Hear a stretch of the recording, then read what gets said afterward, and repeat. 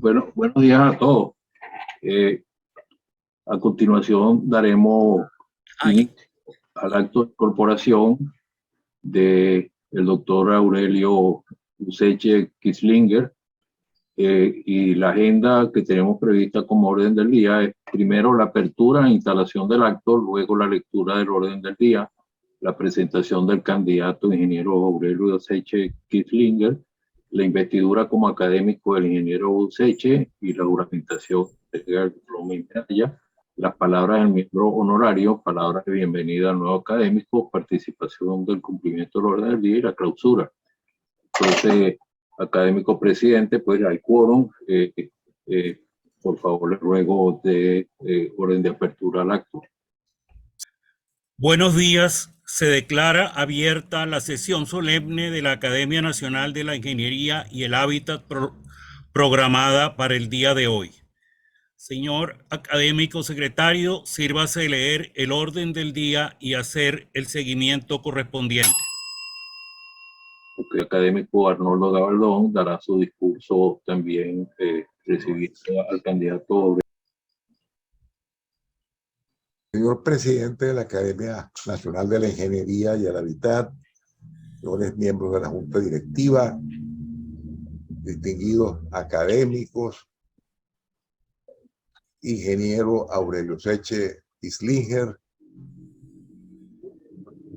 familiares de Aurelio, amigos presentes, damas y caballeros. Agradezco mucho a la Junta Directiva de la Academia Nacional de la Ingeniería y el Hábitat el haberme designado para pronunciar estas palabras de bienvenida al ingeniero Aurelio Useche Kislinger como miembro honorario de nuestra corporación. Asumo ese mandato con especial simpatía hacia el homenajeado por conocerlo desde su temprano ejercicio profesional, haber trabajado con él y poder dar fe de los numerosos atributos que lo hacen acreedor a esta importante distinción. Tengo una gran cantidad de recuerdos que nos vinculan estrechamente. Uno de ellos, muy importante para mí, deseo compartirlo con todos ustedes, pues se relaciona a una empresa que ha sido trascendente en mi vida. Me refiero a la creación del Ministerio del Ambiente y de los Recursos Naturales Renovables. Durante la campaña presidencial del año de 1973, el candidato Carlos Andrés Pérez, que a la postre resultó electo presidente de la República, ofreció en su programa de gobierno una reforma administrativa a la cual calificó de carácter estratégico y que comprendía, entre varias propuestas, abro comillas, introducir la reforma institucional necesaria de los organismos existentes en el sector público agrícola a fin de articular su acción y definir terminantemente las responsabilidades de cada uno de ellos. El paso más importante que se dará con ese fin será la transformación del Ministerio de Agricultura y Cría en el Ministerio de los Recursos Naturales Renovables, con estructuras modernas y eficaces con un radio de acción más amplio. Cierro comillas. Pérez fue una persona con una preocupación nata por la conservación de los recursos naturales y a través de su acción de gobierno, título que le dio a su oferta electoral profusamente divulgada, adquirió el compromiso político que no cabe duda acogía, aunque fuese tangencialmente, el espíritu de la Conferencia de Estocolmo sobre el Medio Ambiente Humano de 1972, en la cual había participado Aurelio Useche como integrante oficial de la delegación de Venezuela. En enero de 1974 me fue ofrecido por Pérez como presidente electo el cargo de ministro de Obras Públicas. En una segunda entrevista para seguir organizando detalles de lo que sería la gestión de gobierno, el presidente Pérez me informó que tenía previsto anunciar el día de su toma de posesión en el Congreso de la República una de sus ofertas electorales, la de transformar el Ministerio de Agricultura y Cría en el Ministerio de Recursos Naturales. Como esta iniciativa contravenía mi propia concepción que tenía sobre el particular, producto de un largo proceso de reflexión y discusión con mis pares preocupados por esta materia desde varios años atrás, les puse mi opinión contraria a tal anuncio y agregué someramente las razones para ello. Esta primera disparidad con mi futuro jefe no era de fácil resolución, pues estaba tratando con un hombre que se había distinguido por su recio carácter y con un compromiso casi religioso de cumplir las ofertas electorales que había hecho. Sin embargo, después de oír mis someros planteamientos contrarios a lo que proponía, me dijo: prepáreme un memorándum con sus ideas para considerar. Así fue. Salí y convoqué inmediatamente al doctor Pedro Pablo Asburua y al ingeniero Aurelio Useche, para ese momento secretario de la Comisión del Plan Nacional de Aprovechamiento de los Recursos Hidráulicos, para analizar la situación y solicitarles me ayudaran a preparar el memorándum que me había sido requerido. El memorándum lo titulamos, entre comillas, el desarrollo físico y la ordenación territorial, el Ministerio de los Recursos Naturales renovables. Seguidamente consigné el memorándum y esperé pacientemente el discurso inaugural. La exposición que le hicimos fue absolutamente contundente en cuanto a los objetivos que teníamos en mente. La decisión que me había anticipado el presidente no se anunció, con lo cual quedé convencido que cuando se tienen razones bien sustentadas en estudios confiables que han sido sometidas al escrutinio de personas expertas, es difícil que se produzca una determinación contraria. Esto es lo menos que podría esperarse en un país democrático orientado a superar sus hábitos tradicionales y los caprichos gubernamentales. Aurelio contribuyó así a conformar una decisión que era, a mi juicio, muy importante. Como forma parte del rito de estos actos, hacer una semblanza del nuevo miembro honorario, paso a reseñar muy brevemente los aspectos más destacados del ejercicio profesional del ingeniero Useche. Aurelio Useche Kislinger es un ingeniero civil graduado de la Universidad Católica Andrés Bello, con un amplio historial de posiciones desempeñadas dentro del Estado venezolano y del sector privado. Su primer cargo público fue el de jefe del Servicio de Acueductos Rurales del Estado Trujillo, dependencia de la Dirección de Meteorología y Saneamiento Ambiental del antiguo Ministerio de Sanidad y Asistencia Social. Esa dependencia, la División de Acueductos Rurales, marcó época por su eficiencia e idoneidad técnica y adelantó una obra de gran beneficio para la población campesina. De esta posición, Aurelio empezó a trabajar bajo mi supervisión directa en la División de Planeamiento de la Dirección de Obras Hidráulicas del Ministerio de Obras Públicas.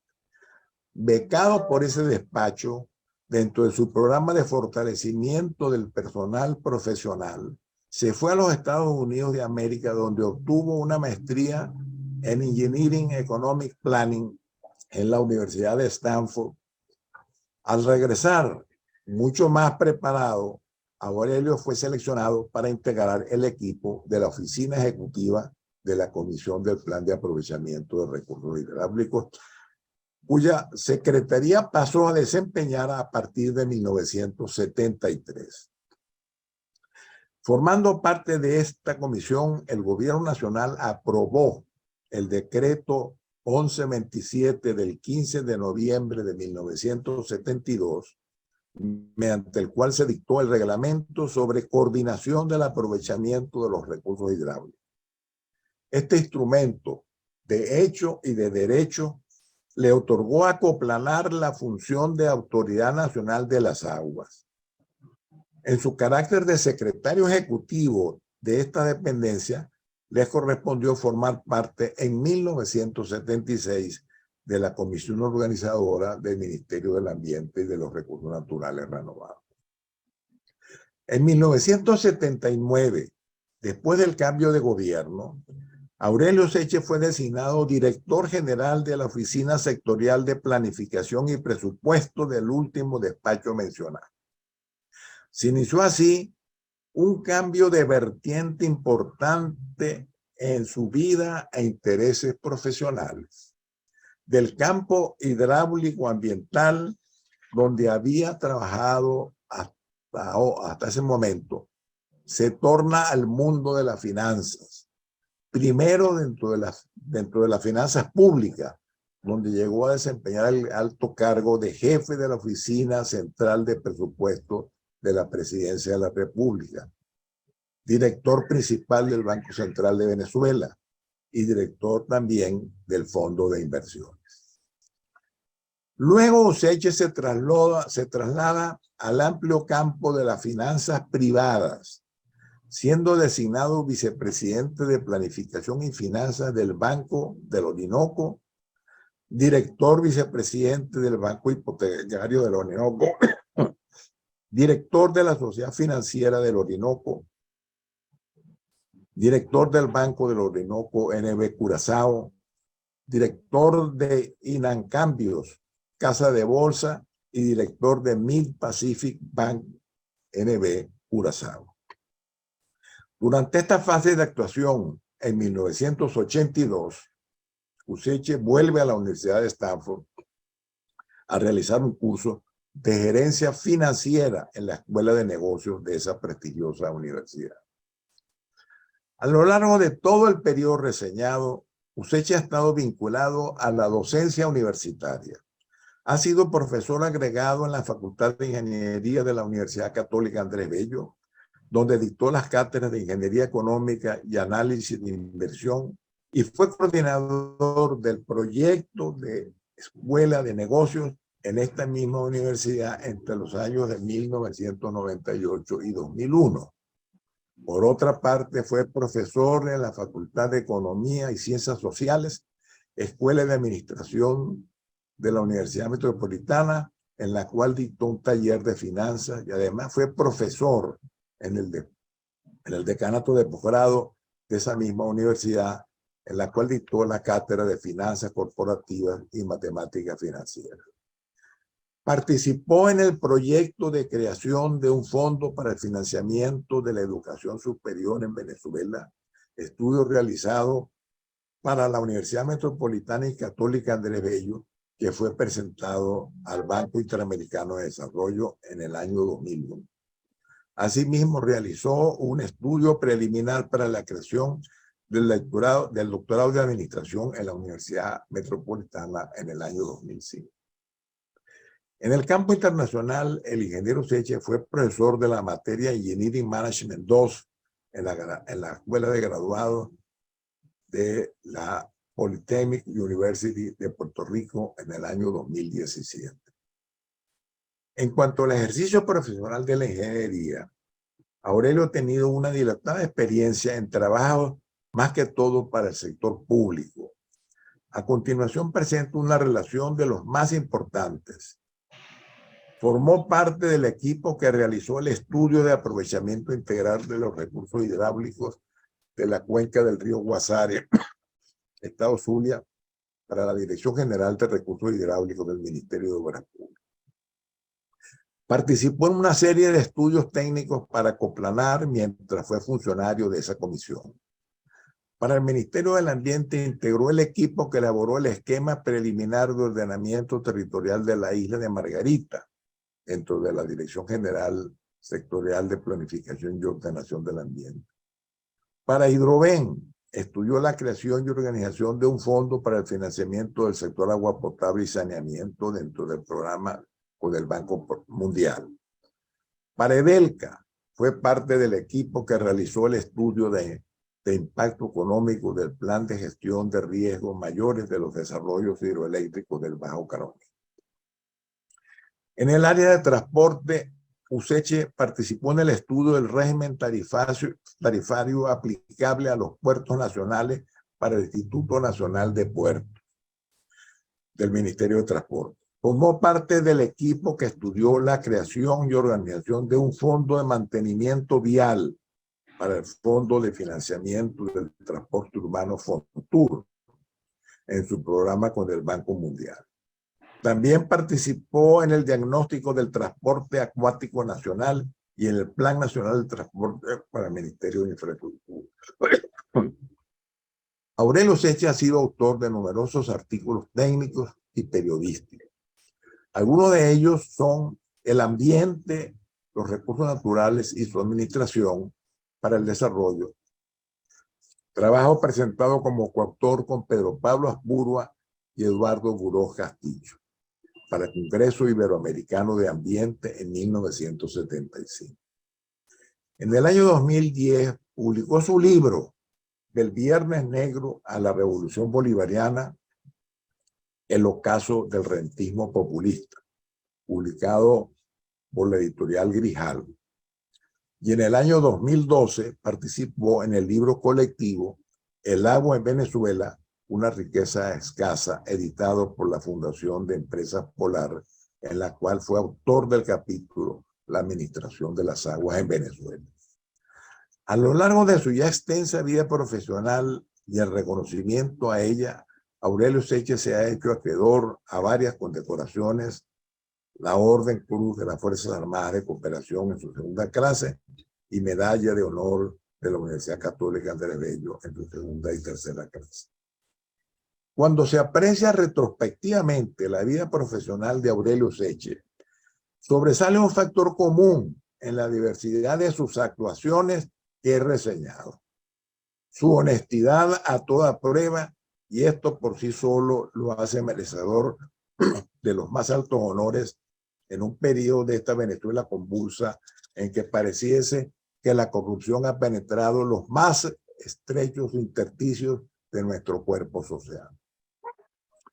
Pero sería incurrir en una parquedad no destacar sus innumerables logros como servidor en la larga lista de posiciones ocupadas, su contribución a la docencia universitaria y su trabajo como competente ingeniero dentro de los sectores públicos y privados.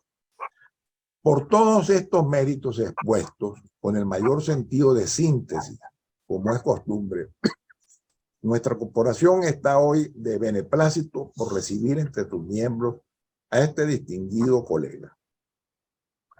Como ya me correspondió decir, con ocasión de dar la bienvenida al ingeniero Luis Franceschi Ayala a la academia,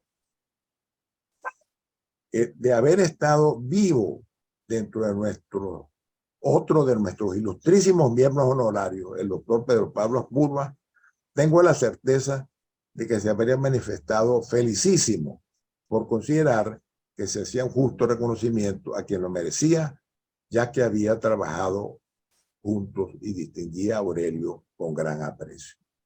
Ingeniero Aurelio Useche, la Academia Nacional de la Ingeniería y el Hábitat te acoge como uno de sus miembros honorarios en reconocimiento a tus abundantes méritos como profesional y ciudadano. Reciba usted nuestras más genuinas felicitaciones. Muchas gracias. Eso, a continuación, el ingeniero Aurelio Useche Kislinger será juramentado como miembro honorario de la Academia Nacional de la Ingeniería y el Hábitat. Tiene la palabra el académico presidente Eduardo Buró para tomar el juramento.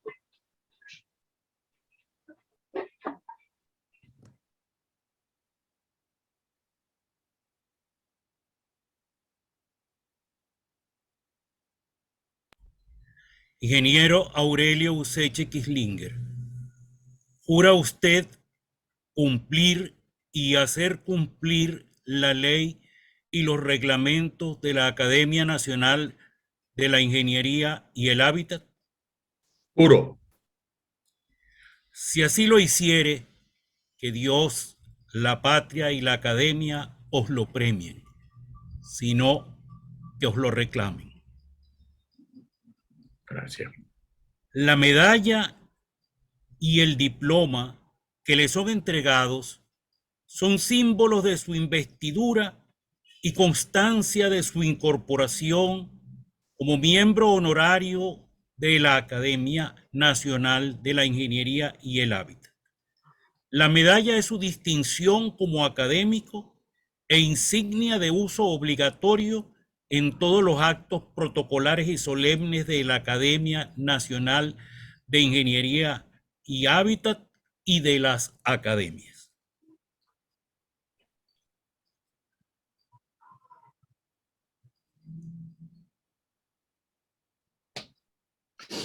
Gracias.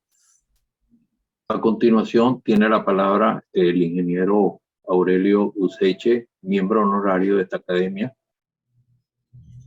quien dará su discurso de incorporación académica.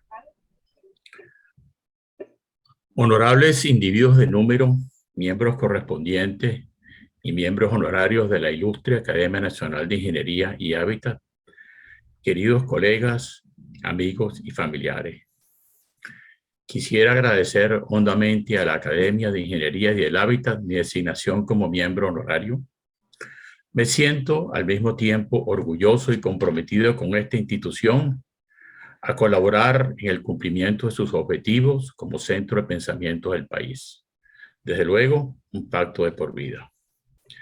Desde el mismo modo, profundamente expreso mi gratitud al académico Arnoldo José Gabaldón por su discurso de presentación. Como es el conocimiento público, la crisis de Venezuela demuestra que los problemas sociales se han profundizado y están cada vez más presentes en la vida nacional. El desempleo, la inflación y las otras causas de la pobreza, como es la exclusión de la educación de un vasto sector de la población, se han agravado en virtud del modelo económico rentista ya colapsado. La dimensión económica del país se ha visto reducida abruptamente hasta llegar a solo un 10% de las magnitudes de hace unos 20 años. Las empresas que se dedican a la producción de bienes de consumo se han reducido y hoy apenas sobreviven un 15% de las que en el pasado existían.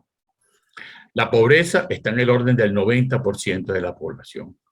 A ello se le agrega una enorme crisis de las instituciones que hacen anárquicas las conductas de los principales actores de la sociedad. El Estado se ha constituido en una muy pesada carga para el país. Es un Estado fallido, no cumple con sus funciones básicas. Existe un universo de 582 empresas del Estado, todas deficitarias. Las gobernaciones de Estado y las alcaldías son cargas igualmente al presupuesto público. Los venezolanos no tienen capacidad económica para generar los recursos para su sostenimiento. Esta inmensa carga del Estado sobre los ciudadanos se manifiesta en las tasas de inflación más altas del mundo, cuyos efectos recaen sobre la mayoría de la población inclementemente, condenándola a la reducción drástica del consumo de alimentos. Las fallas en el suministro de electricidad, abastecimiento de agua y saneamiento, el déficit de construcción de vivienda, el mal estado de las vías terrestres y de los sistemas de transporte público, al igual que una pésima prestación del servicio de salud y educación, representan limitaciones severas del país para un crecimiento económico en el mediano plazo. Es innegable que el sueño de transformar a Venezuela en una sociedad moderna, industrializada, valorada con orgullo por sus habitantes y vista con respeto de los demás países de América, Europa y Asia, será una ardua tarea de largo plazo, de constancia y consistencia de sus gobernantes y de la sociedad en general, actuando en mutua consonancia. Esta institución, como centro de pensamiento del país, le corresponde una hermosa responsabilidad de orientar a la dirigencia política, empresarial, trabajadores y la sociedad en general en las decisiones en el ámbito de la ingeniería y el hábitat para emprender de nuevo a Venezuela. Hay que producir un nuevo país. Cursaba el segundo semestre de Ingeniería Hidráulica en 1966, cuando en una de las clases se presentó el profesor Francisco Aguerrevera en compañía del doctor Pedro Pablo Aspuga, quien nos presentó una visión del futuro de la Gran Caracas. En su exposición indicó que las poblaciones de Charallave, Cuba, Ocumare, Santa Teresa y San Francisco de Yare se integrarían a la dinámica del área metropolitana de Caracas, proceso que exigía planificar para ordenar su expansión. Especial énfasis fue su preocupación por el abastecimiento de agua potable a futuro, para lo cual se requería prever las obras públicas necesarias de ser construidas para satisfacer las demandas de agua a toda esa gran área metropolitana de Caracas. Para muchos de mis compañeros de estudio nos pareció que aquello no era propiamente la ingeniería que habíamos estudiado hasta entonces de proyectos, fórmulas, ecuaciones. La idea principal del profesor Aguerrevera y del doctor Aspuga fue darnos una visión del ejercicio de la profesión del ingeniero más allá del proyecto y del cálculo. Las circunstancias del ejercicio profesional de mis primeros años dieron con el destino que me correspondió trabajar con ambos. Apenas me iba a iniciar en el ejercicio profesional cuando nuestro profesor de acueductos, doctor Luis Carlos Bonilla, se me acercó y me preguntó qué pensaba hacer. Y de seguida me hizo una propuesta de trabajar como jefe de servicios de acueductos rurales en el estado de Trujillo. Sus argumentos eran que ello representaba una oportunidad de trabajo en la cual me correspondería gerenciar esta organización regional, lo cual incluía, además de supervisar las obras que allí se construían, llevar los vínculos con las empresas constructoras, dirigir al personal de inspectores y mantener las relaciones con la gobernación de estado, los municipios y las comunidades.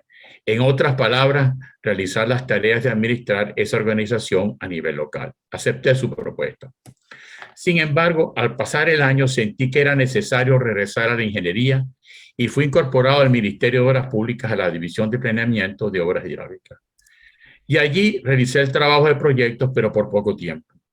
Efectivamente, me integré al equipo inicial de Coplanar bajo la dirección del ingeniero Juan José Bolinaga, quien había sido nuestro excelente profesor de mecánica frío, y el doctor Pedro Pablo Aspuga como asesor principal. Fue advertido por Bolinaga: aquí no vamos a hacer ingeniería como tal. Nuestra meta es hacer un plan, el cual no sabemos cómo será, pero lo habrá.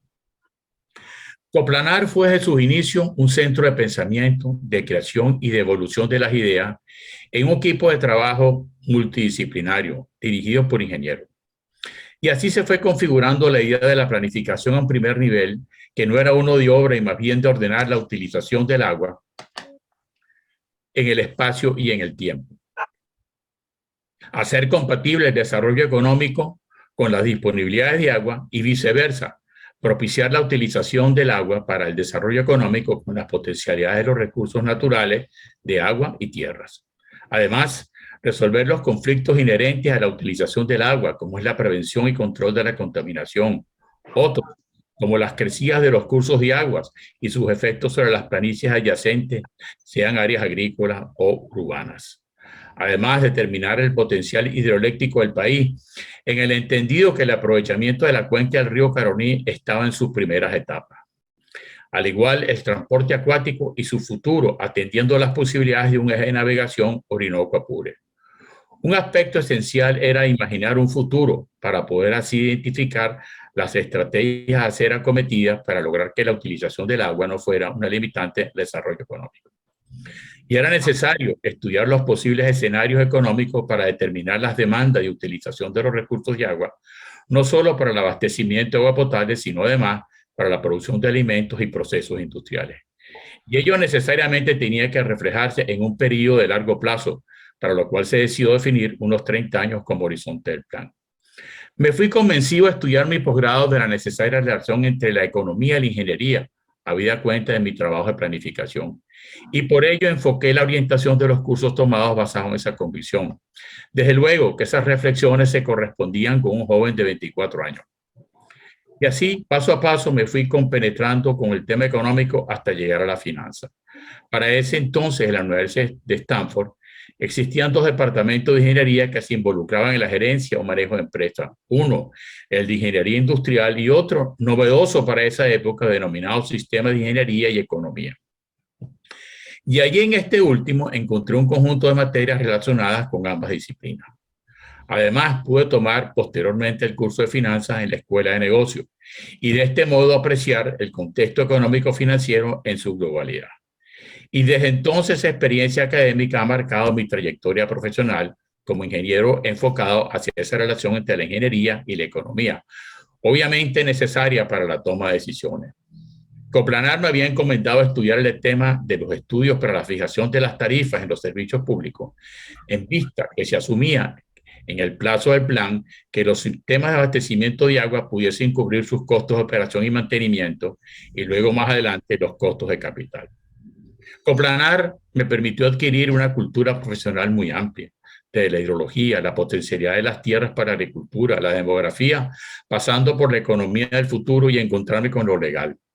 La administración de un recurso natural como el agua implica la existencia de un régimen jurídico que le otorgue soporte institucional, de modo que todos los que utilicen el agua o afecten su disponibilidad y calidad actúen dentro de un marco legal que le dé legitimidad en su condición de usuario y le creen las obligaciones necesarias para su conservación. Se trata de recursos que no son objeto de propiedad particular, ni siquiera del Estado, son del dominio público de todos los venezolanos. Haber dirigido Coplanar en la etapa de la elaboración de la ley de agua, con un equipo de respetados juristas e ingenieros, me permitió vivir las realidades políticas en nuestro país y de la necesaria discusión permanente entre los factores del poder real. El proyecto de ley de agua se iniciaba con la declaración del dominio público de todas las aguas, sea cual fuese su condición. Se basaba en el concepto unitario que atiende al ciclo hidrológico y por ello todas las aguas son una. Están en permanente circulación y deben ser aprovechadas por todos, sin discriminación alguna. Ello implica la existencia de un régimen institucional que en sus sesgos ideológicos administre a nombre de todos las aguas. Desde Coplanar tuve la oportunidad de asistir como miembro de la delegación de Venezuela a la Conferencia Mundial de las Naciones Unidas sobre el Medio Humano, celebrada en junio de 1972 en Estocolmo. Evento de significación histórica al declararse a la conservación del medio humano como política prioritaria para todos los países y por consiguiente se creó el Programa de las Naciones Unidas para el Medio Ambiente. Se encomendaba a los países a crear agencias gubernamentales responsables de formular y controlar políticas para la conservación del medio humano. En Venezuela, a partir de 1974, se inició el proceso de crear y organizar el Ministerio del Ambiente y de los Recursos Naturales Renovables, iniciando sus actividades en 1976. Un aspecto significativo fueron las relaciones profesionales e institucionales con España, país precursor de la planificación de los recursos de agua. Ello nos permitió compenetrarnos con la cultura hidráulica española y su importancia para Hispanoamérica, y en particular para Venezuela. Al fin y al cabo, somos españoles de América. Luego me incorporé al campo privado de la ingeniería como consultor, con la particularidad de que los principales clientes eran, en su mayoría, paradójicamente, instituciones del Estado. De esas experiencias debo mencionar el de ordenamiento territorial de la isla Margarita y el plan de desarrollo espacial del INTEBEP.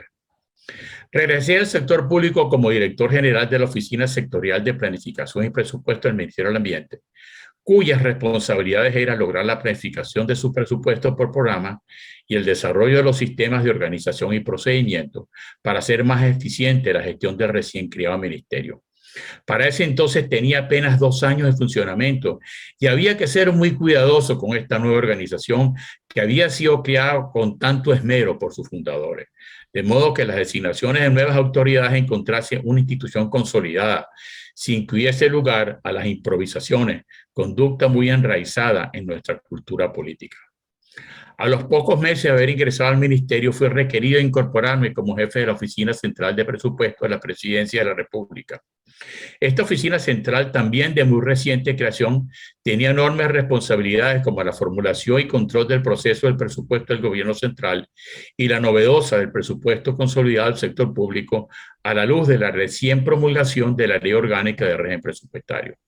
A diferencia del Ministerio del Ambiente, Esta oficina no tenía la organización y recursos para atender tamaña obligación. Y sobre todo, en el momento en que las finanzas públicas entraban en pleno proceso de crisis, como consecuencia de la inmensa expansión que se realizó en el sector público, con motivo de los voluminosos ingresos petroleros que el país experimentó, lo cual dio lugar a una alta inversión en proyectos para los sectores básicos de la producción. Efectivamente, se trataba de un vistoso programa de inversiones que no solamente comprometían los ingresos ordinarios tradicionales que se estaban obteniendo como consecuencia del aumento de los precios del petróleo, sino que se consideró necesario y conveniente acudir al financiamiento externo de la banca internacional y a los mercados de capitales. Los proyectos, a medida que se construían, demandaban mayores recursos financieros. Sus costos eran sustancialmente superiores, de allí que se originó una deuda externa de corto plazo de magnitud considerable. Venezuela tenía en su poder cuantiosas reservas internacionales, sin contar con los fondos de reserva de PDVSA, y por ello la banca internacional asumió los riesgos inherentes al país. El sector público igualmente se expandió. Además de la creación y organización de nuevos ministerios, las empresas del Estado y entes descentralizados se expandieron en números y en magnitudes económicas, tanto en el sector agua potable, electricidad, transporte, comunicaciones, agricultura, industrias básicas, así como en el desarrollo urbano. Y desde luego, PDVSA como consecuencia de la nacionalización de la industria petrolera. Y quizás un factor esencial era que ese sector público descentralizado no generaba los recursos financieros para su operación, salvo PDVSA, por lo cual se originaron inmensos déficits que se cubrían a través del presupuesto del gobierno central o vía del endeudamiento a corto plazo interno y sobre todo externo. En ese ambiente económico de alta exposición de endeudamiento a corto plazo y subsidio, ya los ingresos petroleros no permitían sostener el ritmo operativo del Estado y había que poner orden de la casa. Tarea por demás difícil en un país cuya base cierta de crecimiento había sido el efecto de los ingresos de exportación del petróleo. El país se aproximaba a una crisis. Casi simultáneamente fui designado director principal del Banco Central de Venezuela. La visión desde el otro lado de la economía, la política monetaria, la estabilidad de los precios y de la moneda, su atribución fundamental. Siendo parcialmente de la política fiscal, allí pudimos observar los efectos que tiene el gasto público en la creación de dinero y consecuentemente en el nivel de los precios. El directorio del Banco Central, en algún momento de mi estadía, los ingenieros teníamos una presencia importante. 4 de sus miembros principales eran ingenieros, todos con formación, unos más que otros. Ello me trae el recuerdo del comentario que el doctor José Antonio Mayobre realizó en el prólogo del libro sobre planificación de recursos hidráulicos, cuyos autores Pedro Pablo Aspuro y Arnoldo Gabaldón, sobre la habilidad de los ingenieros que tienen para entender los temas relacionados con la economía. Al final de mi gestión se logró estructurar el presupuesto consolidado del sector público y la metodología para su formulación. De este modo, el Fondo Monetario Internacional dispuso de una valiosa información para el análisis económico del país y las eventuales políticas de ajustes macroeconómicos. Mi experiencia en el sector financiero privado fue para mí inolvidable, puesto que desde allí la visión del país contrasta con la adquirida en el sector público. En este manejaba las grandes magnitudes, mientras que en la banca privada se enfrenta a la realidad de los negocios como tal. Además, me permitió conocer por dentro cómo operan en detalle los bancos, sus sistemas, contabilidad y el mercadeo. La importancia de la intermediación bancaria para financiar el capital de trabajo de las empresas, las cuales, dependiendo de la dinámica de sus negocios, acuden rutinariamente para solventar los pagos de nómina, reposición de inventarios y gasto fijo. Sin embargo, ya para ese entonces la moneda de ahorro era el dólar americano, a pesar de los controles de cambio. Ingresé a trabajar en el mercado de capitales para el momento de cambios estructurales con la política económica de apertura, eliminación del control de cambios y precios, así como las privatizaciones. Se trataba del gran viraje. Y de este modo, parte del ahorro nacional se trasladó a intervenir en el mercado de capitales. Muchas empresas decidieron acudir al mismo para conseguir fondos y potenciar su crecimiento. Y, por ejemplo, la acción de la electricidad de Caracas se convirtió en el instrumento de ahorro por excelencia. CanTV, Sibenza, las empresas de cemento y otras fueron acudiendo progresivamente al mercado de capitales. Venezuela nunca pudo lograr que una parte sustancial del ahorro nacional fuera captada por el mercado de capitales, en el cual el inversionista obtiene rendimientos mayores que en el mercado monetario, mientras que el costo del dinero captado por las empresas es menor. Este mercado ha estado siempre afectado por valores culturales y acaso influido por ideologías que los consideran ilegítimos o acaso deshonestos. Mientras no exista un mercado de capitales estructurado en el país que logre captar el ahorro nacional, no será posible lograr el financiamiento de largo plazo local de la inversión privada, tanto en la creación como expansión de empresas en el país. Y es que Venezuela, secularmente, el control de precios, tasas de interés, tipos de cambio fijo, así como la predominancia del Estado, ha prevalecido por más de medio siglo, creando un patrón cultural muy enraizado en el modo de pensar de los venezolanos, de manera tal que todavía esos criterios imperan en nuestra sociedad. Para la gran mayoría del país, el origen de la inflación son las especulaciones de precios en el mercado de consumo. Para muchos, las libertades de precios y cambiarias causa especulación y esta a su vez la causa de la inflación. Pero lo cierto es lo contrario. La especulación es consecuencia de la inflación y la causa central de la inflación es el déficit fiscal y su financiamiento monetario. Para más pruebas, la Venezuela de los últimos 4 años. Pero la lección continúa sin ser aprendida. Estando en mi oficina en la casa de bolsa donde trabajaba, se me acercó un joven ingeniero civil que estaba cursando la maestría de empresas en la Universidad Simón Bolívar y deseaba hacer su tesis de grado en el mercado de capitales. Y luego de conversar e intercambiar ideas, le propuse hacer una metodología para la clasificación de riesgos de títulos valores en el mercado de capitales. Este joven ingeniero era profesor de ingeniería económica. Terminar su tesis, aceptó una oferta para trabajar en Turquía. Comentó, ¿por qué no toma usted esas clases? Me pareció. Estuve casi 2 décadas, nada más en la clase. Con el tiempo, era profesor de esa asignatura en 3 de las 4 escuelas de la Facultad de Ingeniería, y así fue hasta que tuve que mirar al exterior. Para acá muchos o casi todos los estudiantes asignaturas como ingeniería económica no la consideran prioritaria, sino más bien como accesoria. Y por ello me esmeré en hacerse el importante, en generar aceptación favorable por su contenido. De modo que la concentración no era solamente en las fórmulas matemáticas y su aplicación, sino más bien enfocaba temas como las tasas de interés, cómo se fijan, la relación entre riesgos y tasas de interés, revisar conceptos económicos como el costo del capital y la incidencia importante que tiene el entorno sobre este en la valoración de las inversiones de negocio, además de las estimaciones de flujo de caja. En los últimos años me dediqué a desmontar un mito que era muy común entre políticos, empresarios y público en general. Esa idea falsa de que el aumento de los precios de la gasolina causa inflación.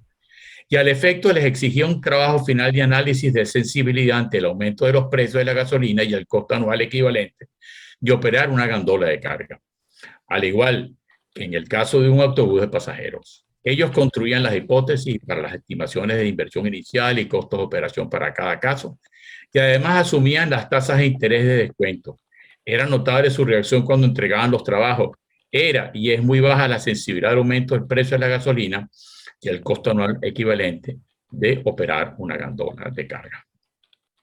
La UCAP estaba en proceso dinámico de creciente modernización bajo la rectoría del padre Luis Ugalde, quien siempre ha tenido claro la génesis de la crisis venezolana y los enfoques que son necesarios aplicar para su solución.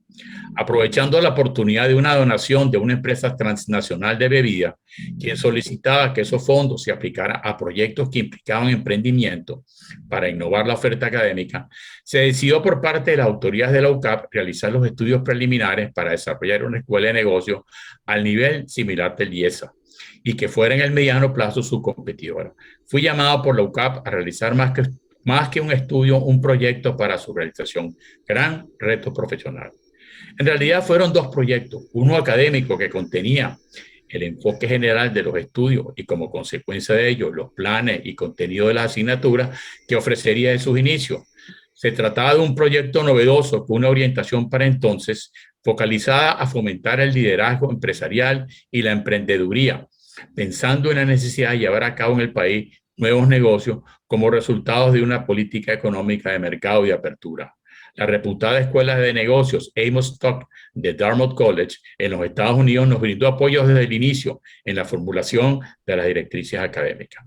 El otro proyecto se correspondería con el desarrollo de una nueva edificación en la UCAP para tener sede las escuelas de negocio y la escuela de administración. Ello conllevó a una redefinición del plan de desarrollo espacial en el campo universitario de Montalbán.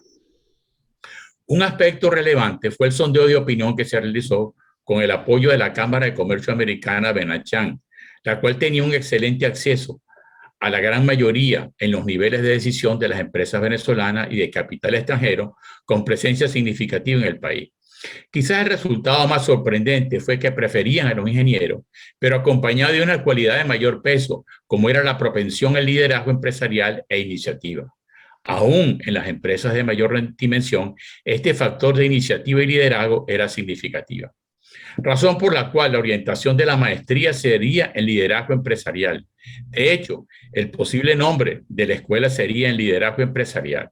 Se decidió no utilizar la palabra negocio porque dentro de esos valores deformantes en los venezolanos, la palabra negocio implica corrupción, algo ilegítimo. Fue entregado el proyecto de maestrías y el plan de edificaciones discutido con las autoridades de la UCAP. Las circunstancias de los hechos políticos trajo como resultado que las donaciones de fondos fueran suspendidas. Seleccioné para mi trabajo de ascenso en la UCAP la formación gerencial del ingeniero.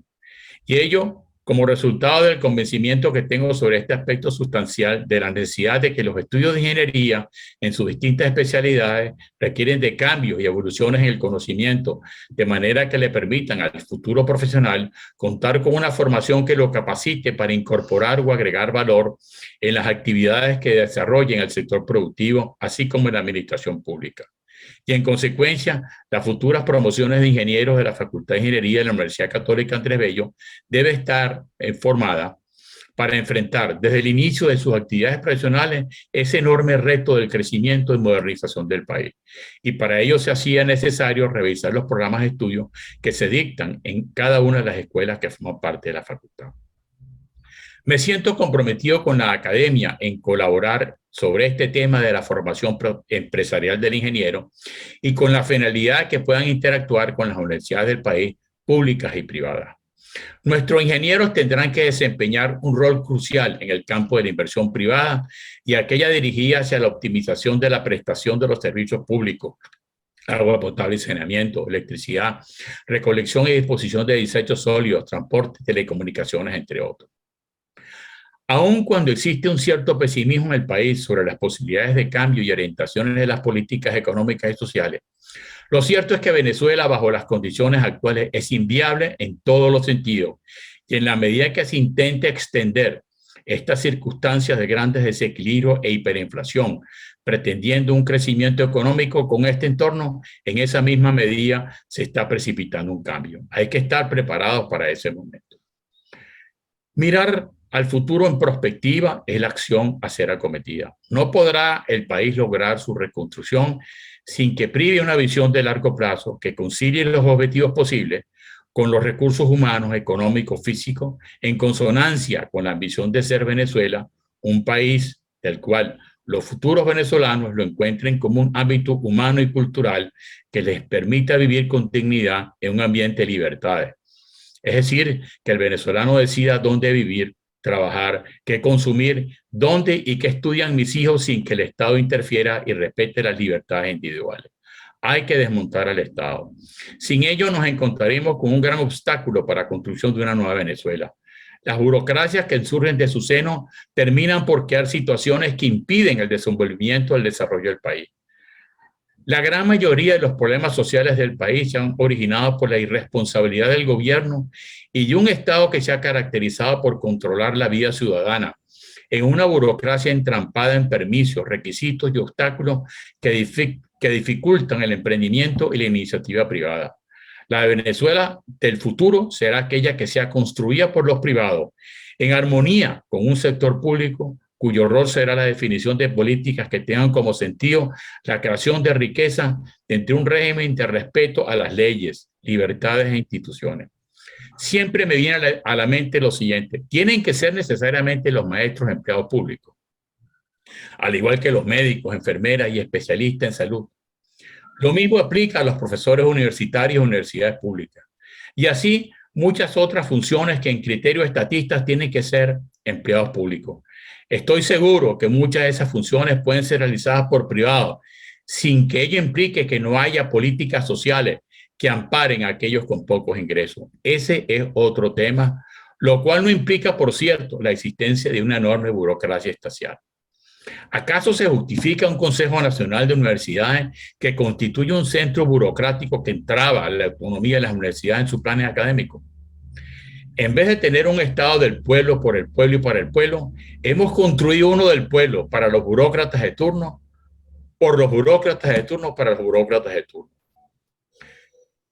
Mientras era profesor en la UCAP, formé parte de una empresa de ingeniería venezolana donde actuaba como asesor financiero y además realizaba trabajos de consultoría en asuntos económicos relacionados con los proyectos de estudio que le habían sido encomendados a la empresa para sus clientes. Es oportuno mencionar el plan de gestión de riesgos mayores del sistema hidroeléctrico del Caroní, estudio que fue precursor en Venezuela en el análisis de situaciones como riesgos naturales y fallas operativas en las cadenas de centrales hidroeléctricas que lo conforman. Las circunstancias del país me hicieron emigrar y mi experiencia en el exterior ha sido modificadora en cuanto a la percepción de las posibilidades que tienen empresas venezolanas en un mercado muy competitivo, pero ratificando lo que ya me había dado cuenta a lo largo de los años de la importancia de los conocimientos de economía y su relación con la ingeniería. Un aspecto muy relevante son las credenciales académicas y experiencia profesional de los ingenieros en los campos específicos en los cuales se pretende concursar, las relaciones con los nacionales y la asociación para crecer y aprender acerca de la influencia de los entornos, en el cual los aspectos económicos son fundamentales para la toma de decisión. Finalmente, con motivo de una reciente visita al estado de Minnesota, me ratificaron estas reflexiones que paso a comentarles sobre la agricultura y su trascendencia como sector económico. Minnesota es un estado donde la actividad dominante es la agricultura y la agroindustria. Quizás sea este estado uno de los más prósperos de los Estados Unidos de América. A lo largo de muchos años, la imagen criada de un Juan Bimba, satisfecho con un bollo de pan en el bolsillo, ha permanecido subliminalmente en la estrategia agrícola de Venezuela. En muchos de nuestros dirigentes políticos ha prevalecido el criterio de un agricultor individual, desarrollando una parcela de extensión limitada con su familia como base para la producción nacional. Solo ha sido la iniciativa privada la que ha llevado a cabo la producción agrícola del país sin que se hayan creado las empresas agroindustriales que permitan no solo el abastecimiento interno, sino un tema, a mi juicio, crucial, la exportación de alimentos. La ausencia de una política agrícola con visión de negocio y a largo plazo ha sometido a este sector a las fluctuaciones de la economía por los precios del petróleo.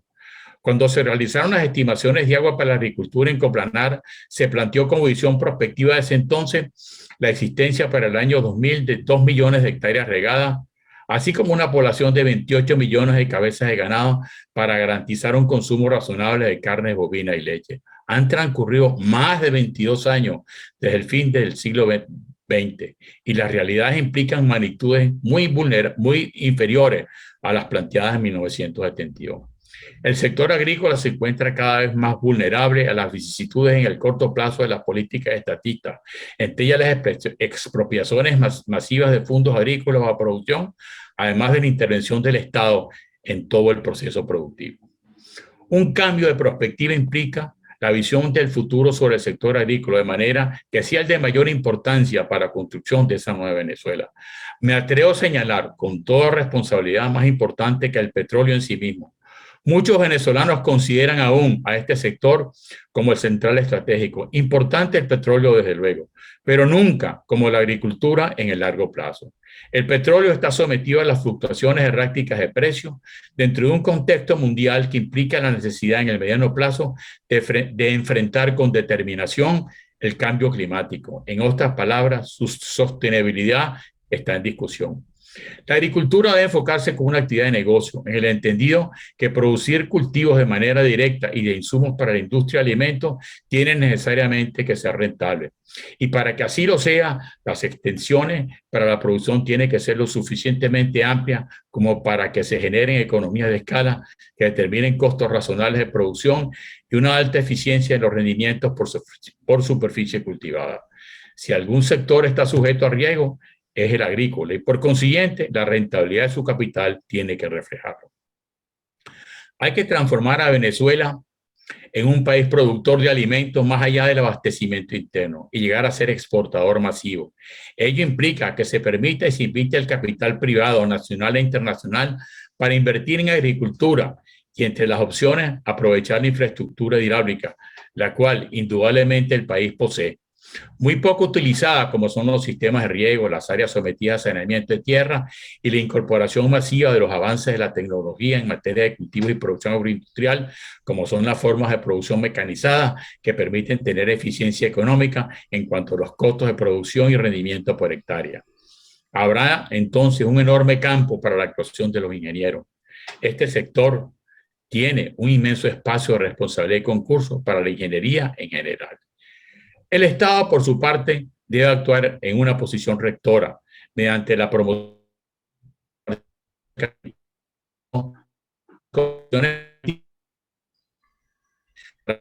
además del abastecimiento externo, la exportación masiva de alimentos y permitir que las condiciones de empleo y de ingreso y de los agricultores los transformen en prósperos habitantes en condiciones de vida similar a los que se dedican al comercio y a la producción industrial. Reitero mi agradecimiento a la Academia por mi incorporación como miembro honorario, un gran significado y un compromiso profesional que adquiero, ya entrado en año, la última etapa del ciclo vital, y ayudar a esta institución como centro de pensamiento en la proposición de una Venezuela del futuro y en el rol de la ingeniería como actor principal en la construcción de una nueva Venezuela moderna y plena de libertades, que permita superar nuestro principal mal, la pobreza, y uno segundo, el estatismo. Muchas gracias.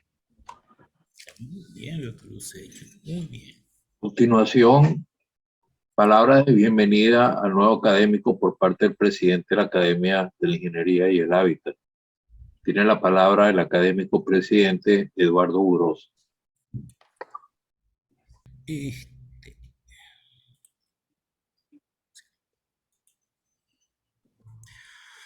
Distinguido académico Aurelio Useche Kislinger, la Nación, en virtud de la Ley de Creación de la Academia Nacional de Ingeniería y Hábitat, ha otorgado a sus pares la inmensa responsabilidad de elegir a nuevos académicos conforme a un estricto procedimiento que usted ha superado satisfactoriamente.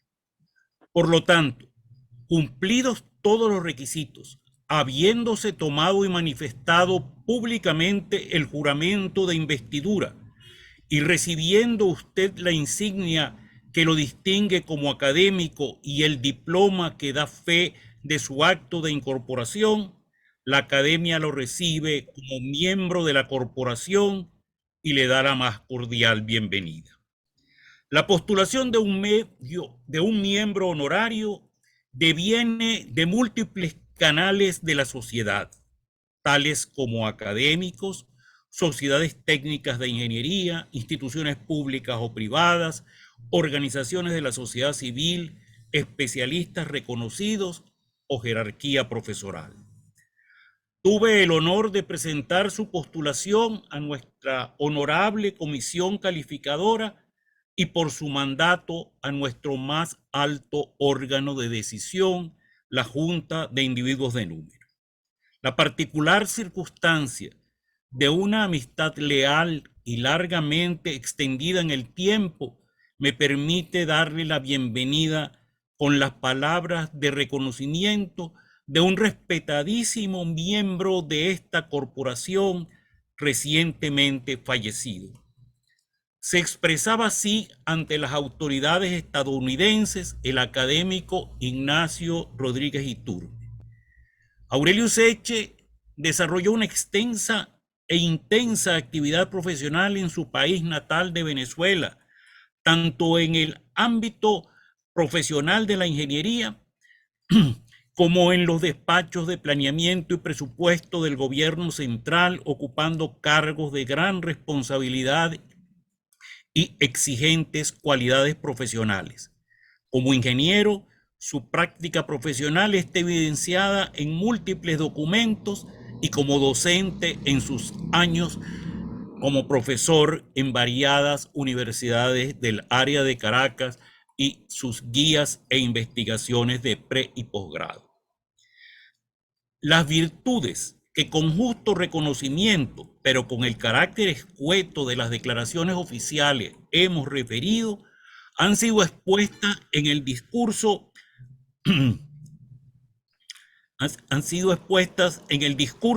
de presentación con la amplitud requerida en este acto.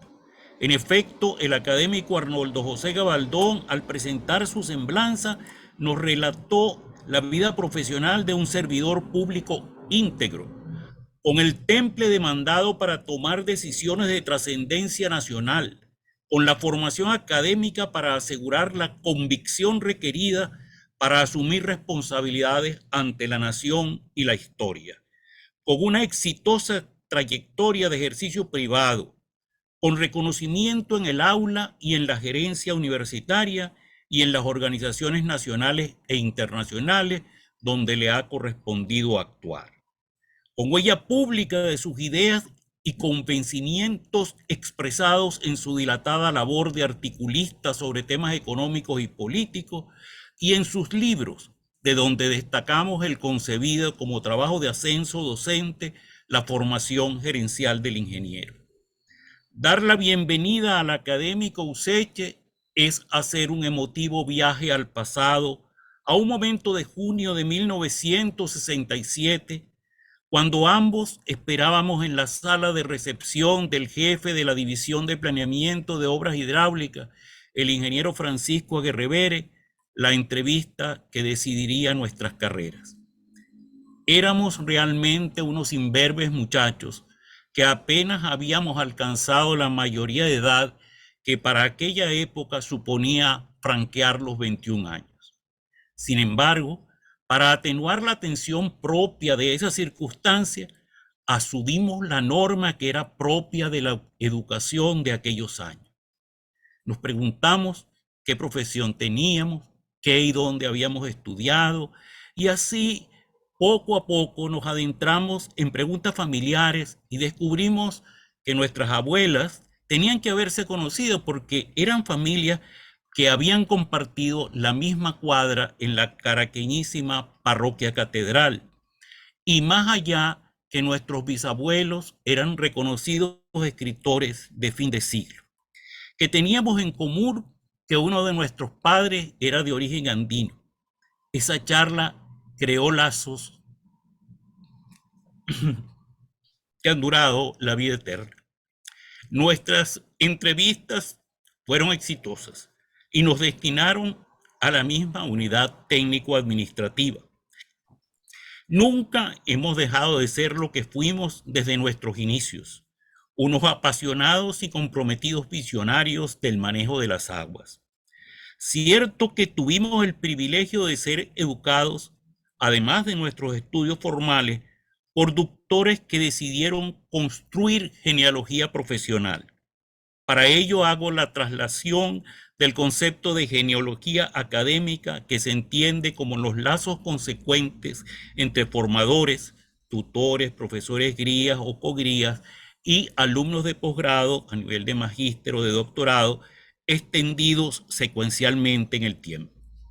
Nuestros mentores usaron múltiples métodos para transmitirnos sistemáticamente sus conocimientos, lecturas especializadas, conversaciones controvertidas, relato de experiencias, publicaciones en su compañía, organización de eventos y una intensa presión por robustecer el día a día el conocimiento obtenido en el aula. Uno de esos preceptores fue Pedro Pablo Aspúa.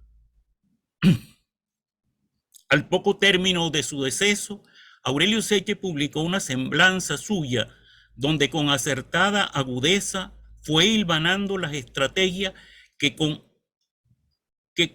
con las cuales ejerció su labor doctora.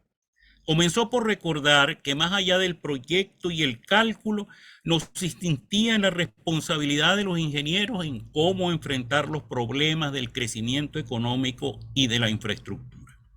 Al evocarlo, reconoció su capacidad de lector insigne, con una voracidad intelectual admirable, y cómo llegaba a la oficina con libros para regalar y hacernos leer con el mismo afán que rutinariamente lo hacía. Resaltaba en amarillo los párrafos que a su juicio eran relevantes y los comentaba tratando de extraer de las entrelíneas las ideas fundamentales.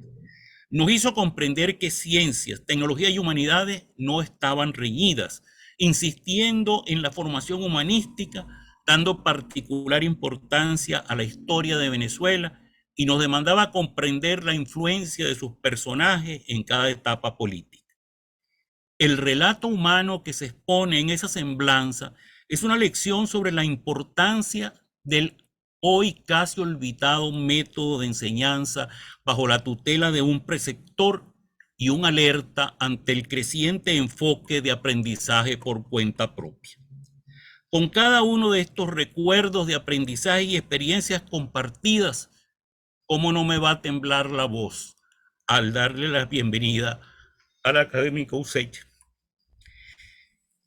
¿Cómo no voy a manifestar el enojo y el coraje ante la ausencia forzada que nos ha tocado vivir cuando en un día como hoy hubiera querido, luego del protocolo del acto, poder dar un afectivo y caluroso abrazo al amigo de siempre, compartiendo nuevamente en un baluarte del deber ciudadano, de la vocación de servicio al bien común en que fuimos educados.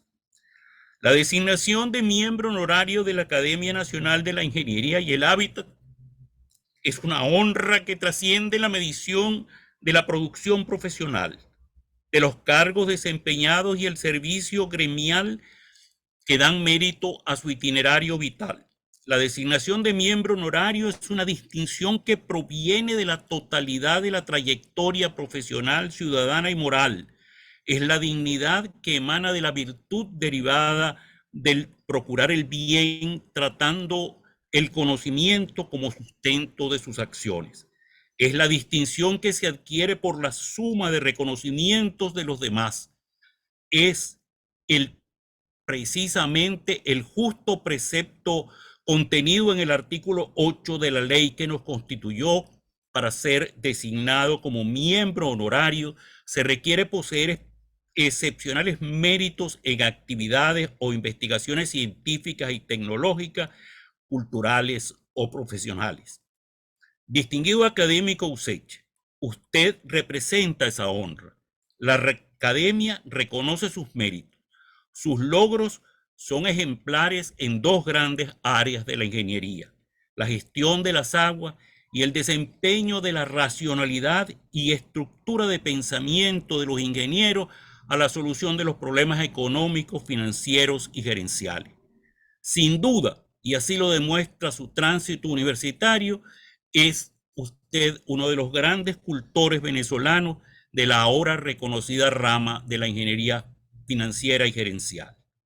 Saber dónde se ubican y cuánto pueden producir los embalses reguladores del intermitente hidrograma de nuestro río fue el inicio de su relación con la planificación del uso de las aguas.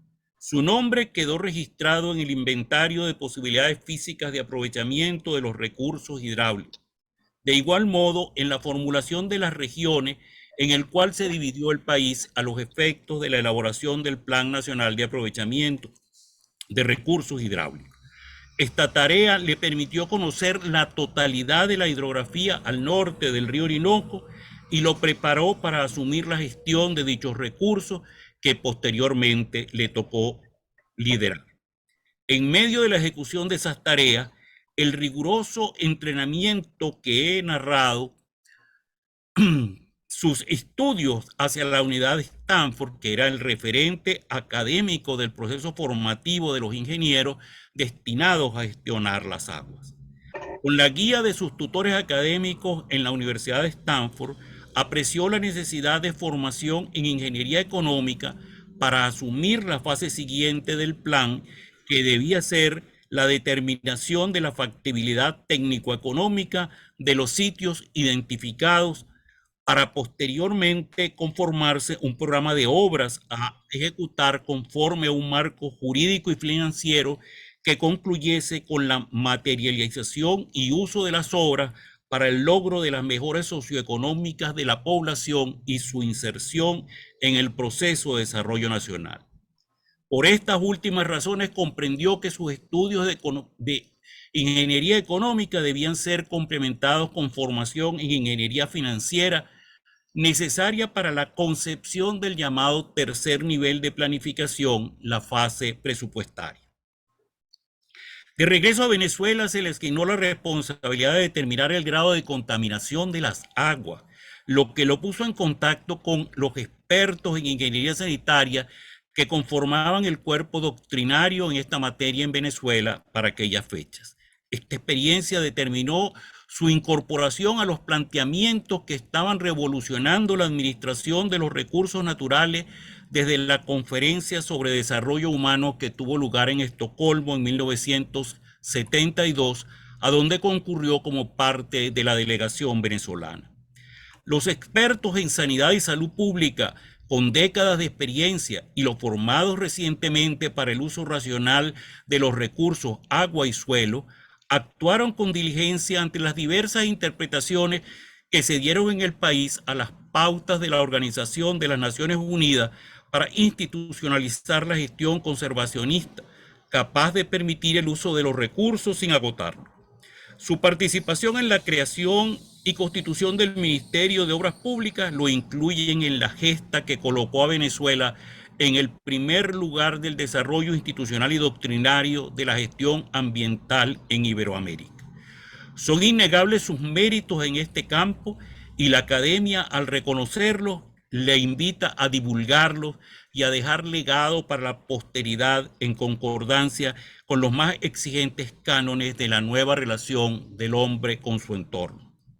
En 1975 presentamos conjuntamente con el doctor Pedro Pablo Aspurua en el Congreso Iberoamericano de Medio Ambiente que tuvo lugar en España el documento El Medio Ambiente, los Recursos Naturales y la Administración para el Desarrollo, que representaba a nuestro juicio el enfoque más avanzado para dirimir la política ambiental en los países en desarrollo, tomando como modelo el caso de Venezuela. Se discutía en esa época si la institucionalidad debía seguir el curso de la agenda marrón, centrada en el control de la contaminación, o el de la agenda azul, como camino hacia la agenda verde, esto es, la gestión de las aguas con miras a la administración del ambiente. Aquel documento se considera el relato de la génesis del marco conceptual para la creación del Ministerio del Medio Ambiente en Venezuela. Dos años que tuvo lugar 2 años después, en 1977. Queda el testimonio de lo que pensábamos en esos momentos decisivos en la génesis de la gestión ambiental y posterior adopción del desarrollo sustentable como medio para adecuar la inmensa población y su agobiante demanda de recursos a la posibilidad del planeta para soportarla. Aurelio Useche, con sus estudios de posgrado en Ingeniería Económica y Financiera, se convirtió en uno de los profesores pioneros de este nuevo campo de la ingeniería, abriendo puertas a estos conocimientos en la Universidad Católica Andrés Bello y en la Universidad Metropolitana. No solo en la labor docente, sino en las aplicaciones específicas para Venezuela, lo cual pudo concretar a través de la guía de tesis de pre y posgrado. Desarrolló y presentó un proyecto de escuela de negocios en la Universidad Católica Andrés Bello y participó activamente en la elaboración del programa de doctorado en administración en la Universidad Metropolitana. El académico Useche ha desempeñado una tarea de apóstol, pregonando la importancia de la información gerencial del ingeniero desde su propia formación de pregrado. En su documento, la formación gerencial del ingeniero examina y compara los programas curriculares de prestigiosas universidades de Canadá y Estados Unidos con los correspondientes de universidades igualmente prestigiosas de Venezuela. Suma a la evidencia de esas comparaciones sus razones y argumentos en pro de esta formación en las carreras de ingeniería. La academia, al recibirlo como miembro de esta corporación, lo invita a continuar divulgando sus puntos de vista sobre esta materia y a contribuir a darle perfil propio, con argumentos sólidos y evidencias ejemplarizantes a su desarrollo y consolidación. Los nuevos tiempos demandan una activa participación del sector privado en la economía nacional. El tránsito de empresas familiares a empresas con gerencia profesional y autonomía directriz no será fácil. Las universidades estarán obligadas a desarrollar una relación estrecha con las empresas y organizaciones institucionales representativas de los sectores industrial, de comercio y de servicio, tal como se plantea en el trabajo mencionado. Su concepción de la relación universidad-egresado-empresa va más allá de formar para unas necesidades y demanda la evaluación permanente de la aceptación en el mercado de sus egresados. Aún más serio es el caso de los emprendedores, pues para estos no hay el cobijo de una organización corporativa, ni el auxilio de equipos jurídicos, tributarios, de relaciones laborales, ni de capacidad de delegar diligencias en personal especializado ante las exigencias del sistema burocrático. Cada hora perdida por fallas en el conocimiento de normas y procedimientos o paralizaciones debidas a incumplimientos involuntarios de determinados requisitos bancarios o crediticios es una hora de desatención al trabajo central del emprendimiento. Por esto, el reto de formar emprendedores es mucho mayor que el de formar empleados para el ejercicio técnico o para ser gerentes profesionales. Es por eso que aboga por una formación gerencial básica que comprenda, además del conocimiento de los temas económicos y financieros, los aspectos relacionados con el manejo de los recursos humanos, la organización y sus cambios. Con ello se logra completar una visión integral de la empresa. Académico Useche, usted ha hecho una contribución significativa en el campo de la gestión de la ingeniería y particularmente en la enseñanza, en la relación entre la economía y la ingeniería como materias afines a la decisión de obras públicas e inversiones en general. Destaca su continua advertencia en el incalculable daño causado por la inflación y sus propuestas de cómo prevenirlo. Su prevención ante la influencia del entorno en las decisiones de la ingeniería, su convencimiento del rol del sector privado en la reconfiguración institucional necesaria para la adopción de un nuevo modelo de desarrollo, su propuesta de más regulación y menos administración como marco para el desempeño del Ejecutivo.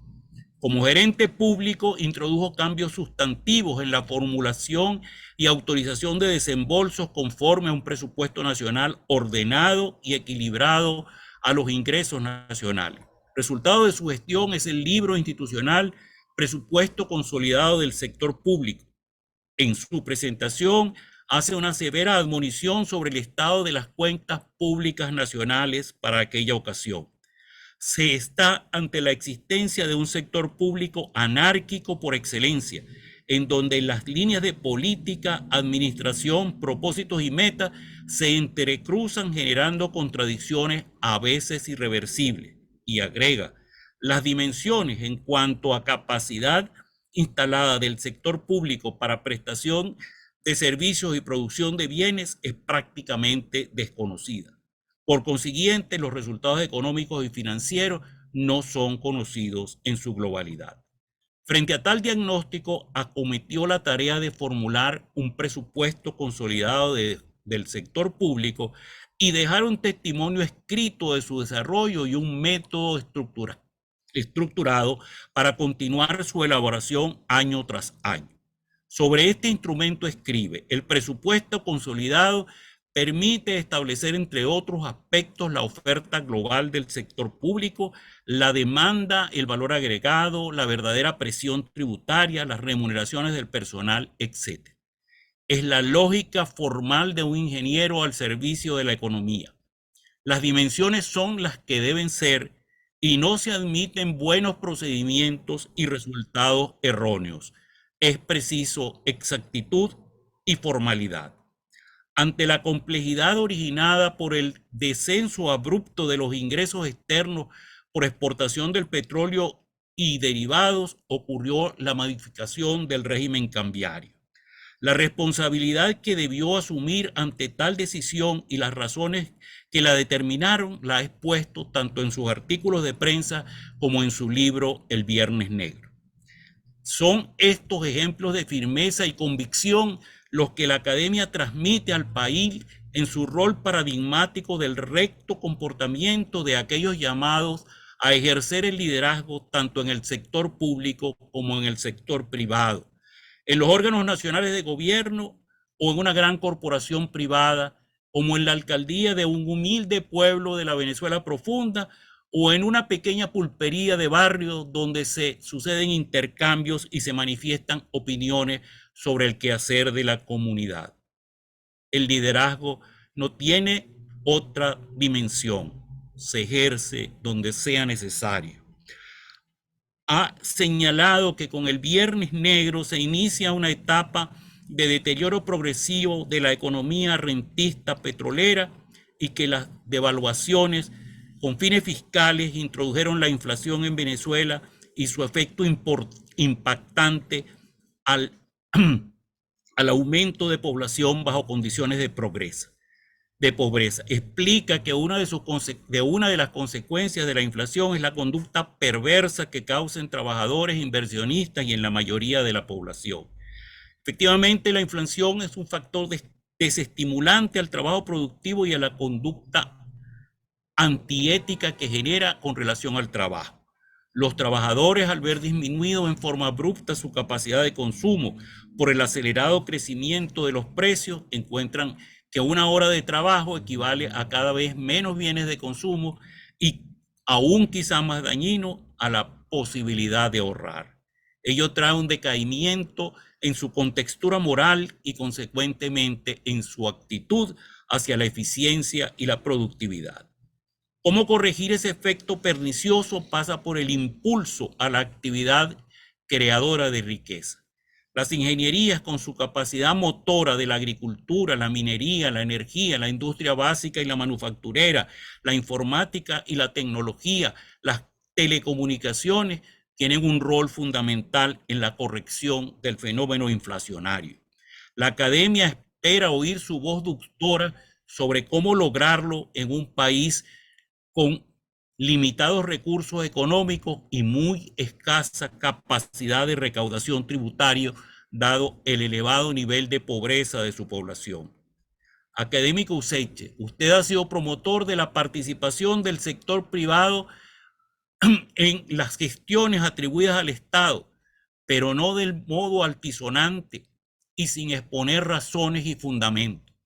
Justamente con Pedro Pablo Aspura y Eloy Lares Monserrate publicó un análisis prospectivo sobre el tema.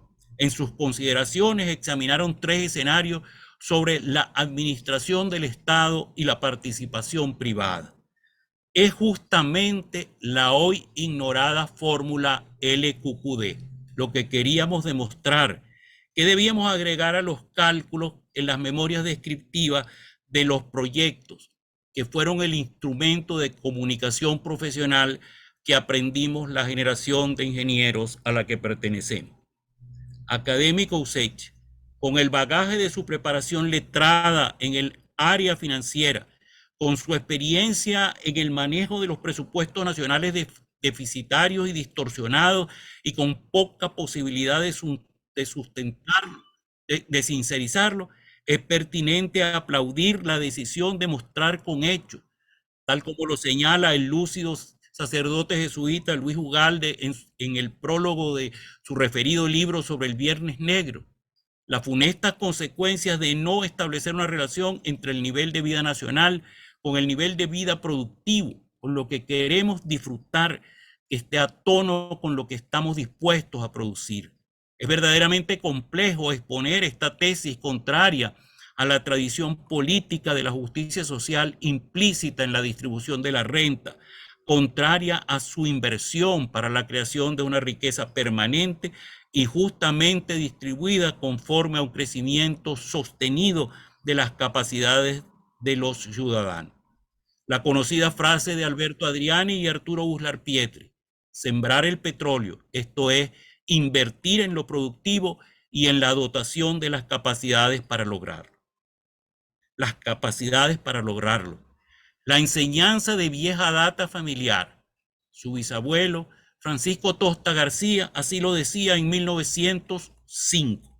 Lo que más necesitamos para llegar a las soñadas esferas de la República efectiva y dichosa es educación ciudadana y reformar nuestras costumbres, de modo que ellas se inspiren en el respeto a las leyes, tanto entre los gobernantes como entre los gobernados, para que puedan existir partidos doctrinarios en lícito ejercicio de sus derechos y prerrogativas, que tomen parte activa en los debates políticos en pro de las ideas y en beneficio de la patria, asegurando la paz, aclimatando la libertad y evitando el personalismo.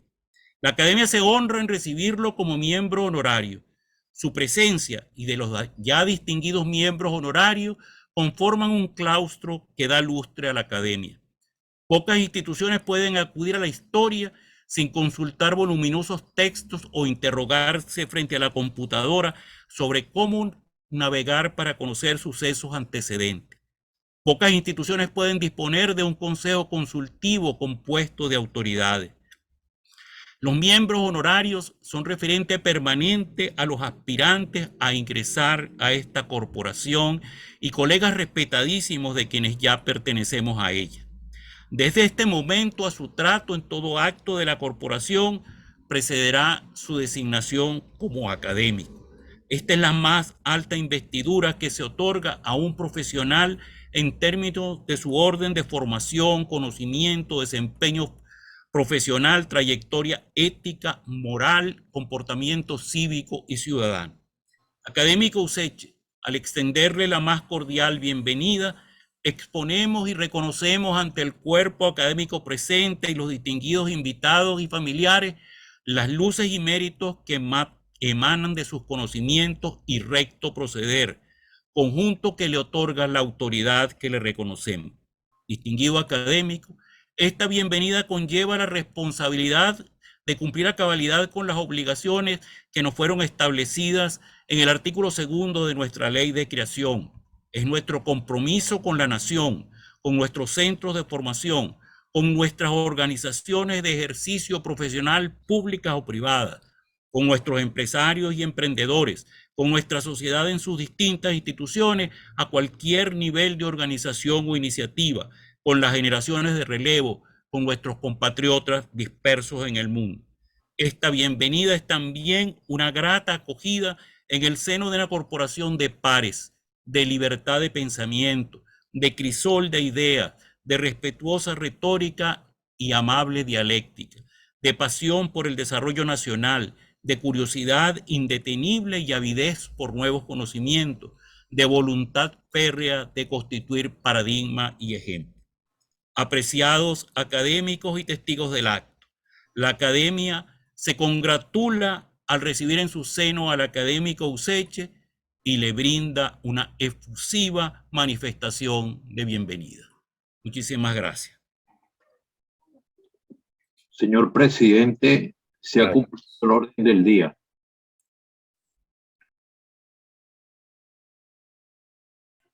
Se ha concluido el acto. Muchas gracias a todos por su compañía.